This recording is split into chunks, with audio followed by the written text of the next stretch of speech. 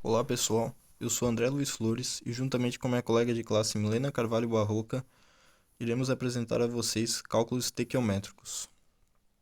Vamos começar falando da lei da conservação das massas, que também é conhecida como lei de Lavoisier. Essa lei define que em um recipiente fechado, a soma das massas dos reagentes deve ser igual à soma das massas dos produtos, como podemos observar no exemplo abaixo. Grafite reagindo com oxigênio forma gás carbônico. 3 gramas de grafite mais 8 gramas de oxigênio formam 11 gramas de gás carbônico. Assim podemos ver que a soma das massas dos reagentes é igual à soma da massa dos produtos. Observamos isso nos exemplos abaixo também. Agora iremos falar da lei das proporções definidas, que foi criada por Joseph Louis Proust, por meio de experimentos realizados por ele. Como, por exemplo, os elementos que compõem a água são o hidrogênio e o oxigênio. Proust verificou que nessa reação de formação da água, o hidrogênio sempre reagia com o oxigênio em uma proporção constante e definida, que era de 1:8, respectivamente. Vamos observar abaixo como isso ocorre. Meio grama de hidrogênio reage com 4 gramas de oxigênio. 1 grama de hidrogênio reage com 8 gramas de hidrogênio. 2 gramas de hidrogênio reage com 16,0 gramas de oxigênio. Observando isso, concluímos que, não importa a quantidade de massa dos elementos usada, a proporção sempre será a mesma. Proust observou que isso não ocorria somente com a água, mas sim com todas as outras substâncias, como vamos ver abaixo. São formados 15,06 gramas de sulfeto de cúprico, por exemplo, reagindo com 10 gramas de cobre metálico, com 5,06 gramas de enxofre. Assim, se dobramos a quantidade de cobre, que irá para 20 gramas, e se quisermos que todo o cobre reaja, será necessário dobrar também a quantidade do enxofre, para 10,2 gramas, com a formação total de 30,12 gramas de sulfeto. Agora, se for colocada uma quantidade que não esteja em proporção, a quantidade em excesso irá sobrar, não irá reagir. Vamos observar isso abaixo. 10 gramas de cobre mais 7,6 gramas de enxofre formam 15,06 gramas de sulfeto cúprico e mais 2 gramas de enxofre. Ou seja, não foi todo o enxofre que reagiu, ficou em excesso 2,0 gramas. Mais um exemplo. Agora, se nós invertemos, botar em excesso o cobre, 20 gramas de cobre com 5,06 gramas de enxofre formará as mesmas 15,06 gramas de sulfeto cúbrico e mais 10 gramas de cobre, que é o excesso, a parte que não reagiu. Observamos que a reação só ocorre de acordo com a proporção definida. Por isso, em 1799, Proust concluiu que, quando várias substâncias se combinam para formar um composto, isto é sempre feito numa relação de massas definida. Agora iremos falar sobre o balanceamento de equações químicas. O balanceamento de equações químicas consiste em que o número de átomos dos reagentes seja o mesmo que o número de átomos dos produtos. Geralmente, para balancearmos uma equação química, utilizamos coeficiente ao lado esquerdo da substância. Geralmente são números, seja no reagente ou no produto, como podemos ver aqui abaixo. As letras A, B e C minúsculas representam os números, que são os coeficientes, que tornam a equação balanceada. O balanceamento das equações é feito por tentativa e erro, não existe nenhuma fórmula definida. Vamos verificar alguns exemplos. C2H6O mais O2, formando CO2 mais H2O.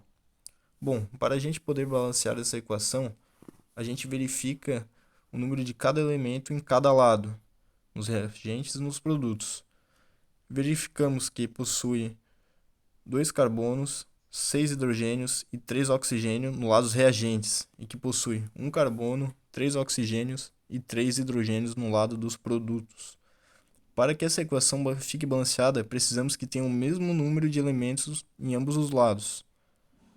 Ou seja, a reação ficará assim: CO2 C2H6O mais 2O, formando 2CO2 mais 3H2O.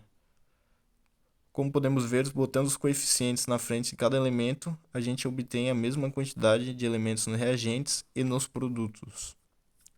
Vamos fazer mais uma. Na2CO3 mais HCl, formando NaCl mais H2O mais CO2. Observando a equação, verificamos que nos reagentes possuem 2 sódios, 1 carbono, 3 oxigênios, 1 hidrogênio e 1 cloro. Já no lado dos produtos temos 1 sódio, 1 cloro, 2 hidrogênios, 3 oxigênios e 1 carbono. Para a gente balancear essa equação, ela ficará assim: Na2CO3 mais 2HCl, formando 2NaCl mais H2O mais CO2. Agora iremos falar sobre a estequiometria. A estequiometria nos permite calcular a quantidade exata de reagentes que é preciso para se obter uma determinada quantidade de produto em uma reação química. Ao realizar uma reação química, é difícil obter no produto a mesma quantidade presente nos reagentes, ou seja, o rendimento teórico é maior que o rendimento real. Vamos ver a fórmula que permite a gente calcular a porcentagem de rendimento teórico a partir dos cálculos estequiométricos. Fórmula é: você pode descobrir por meio dessa fórmula tanto o rendimento real quanto o teórico, que é rendimento real sobre rendimento teórico vezes 100%. Aí obtemos a porcentagem. Então vamos começar ali. A estequiometria, como diz, ela é utilizada em vários ramos, tanto na medicina quanto na indústria, em que a gente solicita ali, a gente faz um cálculo para descobrir um dado de um certo composto, de uma certa situação.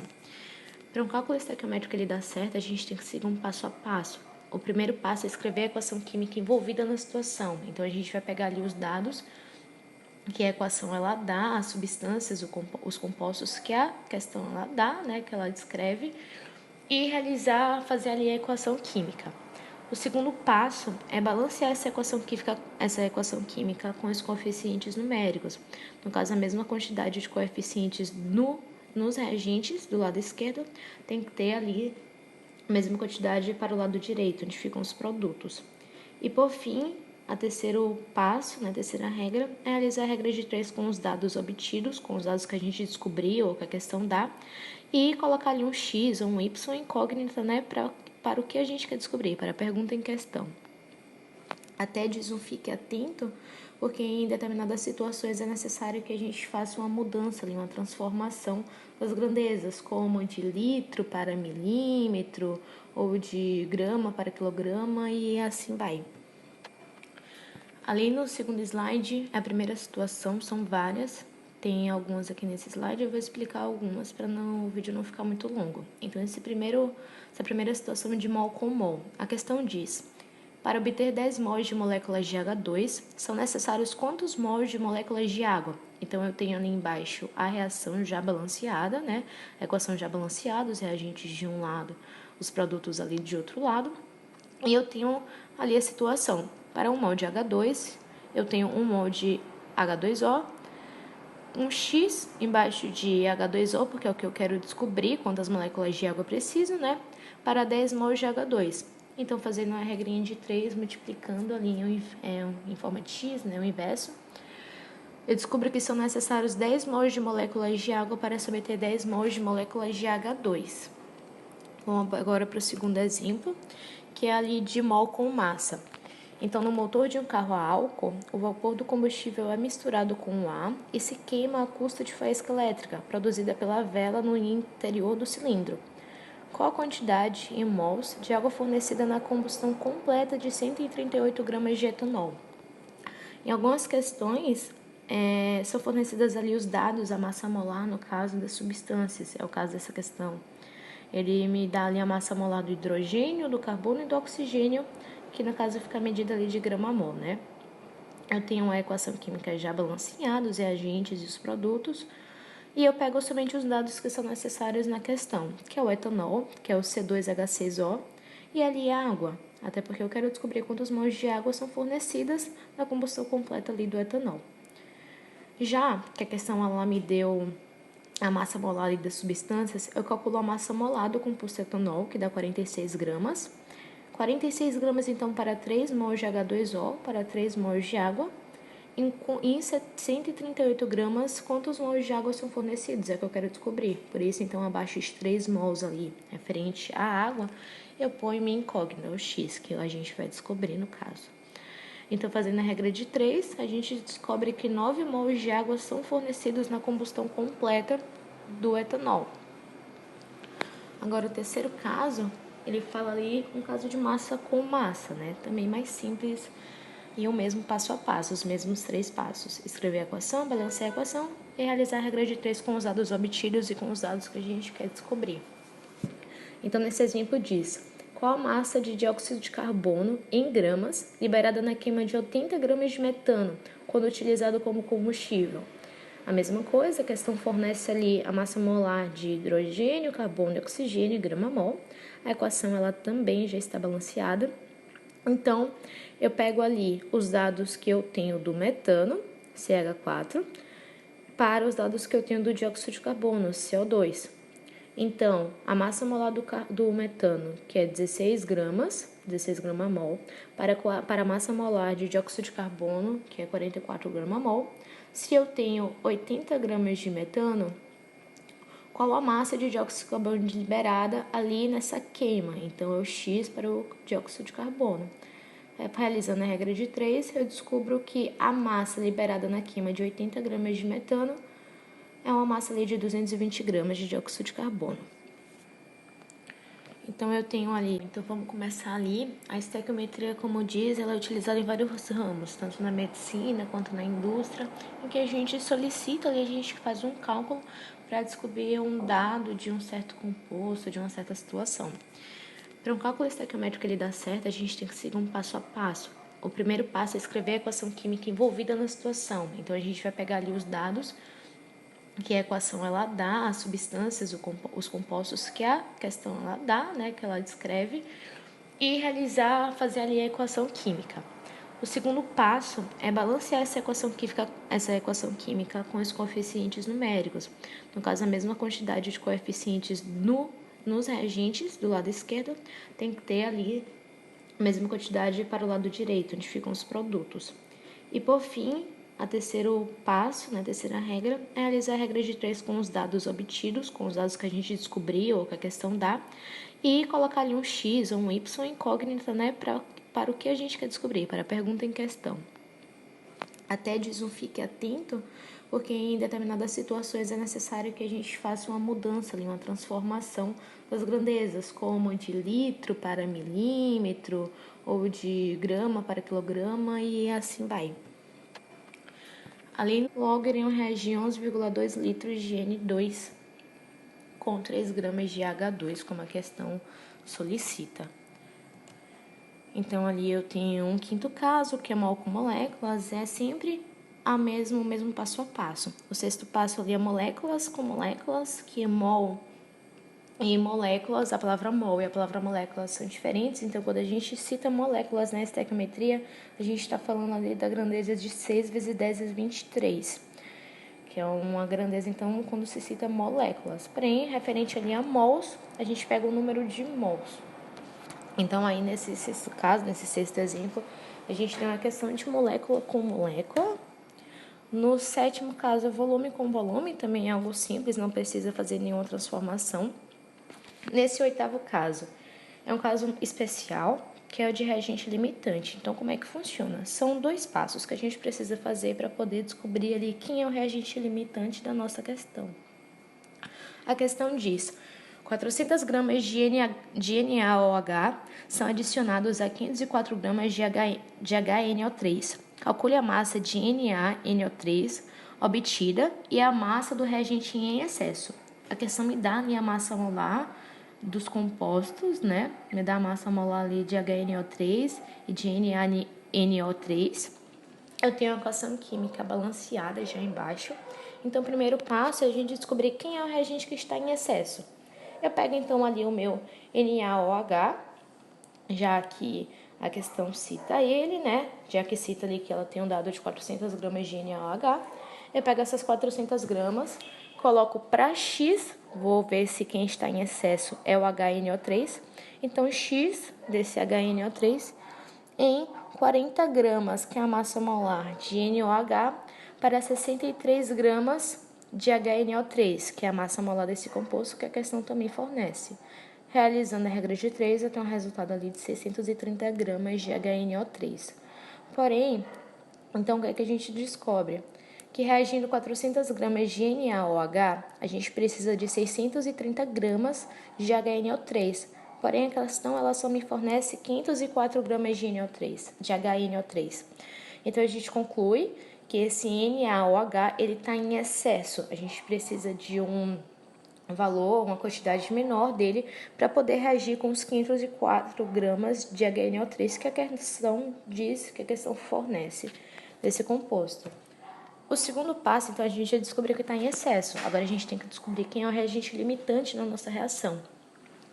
A gente pega, como a questão fornece, né, 504 gramas de HNO3 para o incógnita para Y de NaOH, e pega ali 63 de HNO3. Esse 63 a gente sabe que é a massa molar de HNO3 para 40 gramas, que é a massa molar de NaOH. A gente descobre ali que 320 gramas de NaOH.